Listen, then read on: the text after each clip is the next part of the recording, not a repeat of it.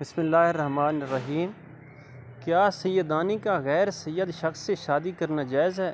چنانچہ بعض لوگ معتقد ہیں کہ شادی کرنے میں ایک دوسرے کا کفو ہونا شرط ہے اور سیدانی کا کفو غیر سید نہیں ہے۔ دوسری یہ کہ اگر آپس میں جھگڑے کا احتمال ہو تو مسئلہ کا کیا حکم ہے؟ جائز، اور ائمہ علیہ السلام کے زمانے میں ایسا بہت زیادہ ہوا ہے، لیکن اگر جھگڑے کا خطرہ ہو تو ایسا کرنے سے صرف نظر رکھیں۔ کیا یہودی، عیسائی اور دیگر اہل کتاب کی لڑکی سے شیعہ مرد کی شادی جائز ہے؟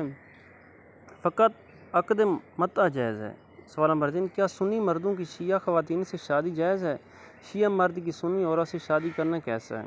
اگر اس کے منحرف ہونے کا خوف نہ ہو تو اس صورت میں کوئی ممانعت نہیں ہے، لیکن اگر عقیدہ میں منحرف ہونے کا امکان ہو تو جائز نہیں ہے۔ سوال نمبر 4، کچھ عرصہ پہلے بعض علماء سے سوال ہوا ہے، کیا باپ کی شادی بیٹے کی ساس سے جائز ہے؟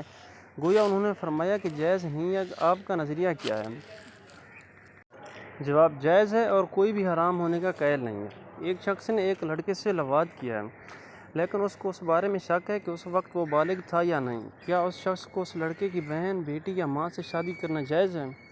اگر فعل لواط کرنے والے کے بالغ ہونے میں شک ہو تو اس صورت میں اس لڑکے کی بہن، بیٹی اور ماں اس پر حرام نہیں ہوگی۔ سوال نمبر 6، ایک لڑکی نے نکاح کے بعد رخصتی سے پہلے ایک شخص سے زنا کرایا۔ اس کے شوہر نے اس وجہ سے کہ ایسے عقد کی صورت حال معلوم نہیں، اس لڑکی کو طلاق دے دی، اور طلاق کے بعد زانی شخص نے اس لڑکی سے شادی کر لی۔ آیا یہ عقد شرعاً صحیح ہے؟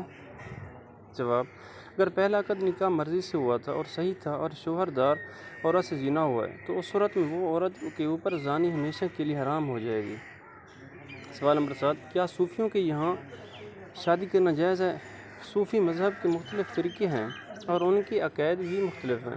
بعض فرقہ عقائد کے لحاظ سے منحرف ہیں اور بعض ضروریات دین کے منکر ہیں، حالانکہ بعض فرقہ ایسے نہیں ہیں اور فقط جزئی طور پر منحرف ہیں۔ اس بنا پر ہر فرقہ کے بارے میں علیحدہ علیحدہ سوال کرنا چاہیے تاکہ ان کا جواب دیا جا سکے۔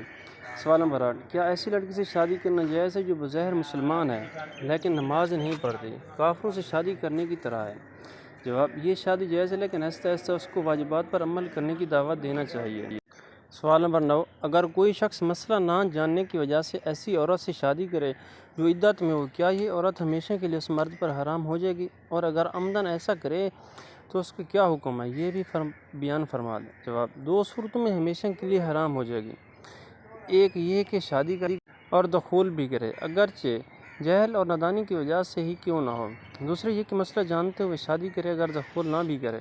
سوال نمبر 10، کیا متعلقہ بیوی جو ابھی عدت میں ہے اس کی اجازت کے بغیر اس کی بھانجی سے شادی کرنا جائز ہے؟ جواب: اس کی اجازت کے بغیر جائز نہیں ہے، مگر عورت عدت گزرنے کے بعد۔ محرم خواتین وہ عیوب جن کی وجہ سے نکاح فسخ ہو جاتا ہے۔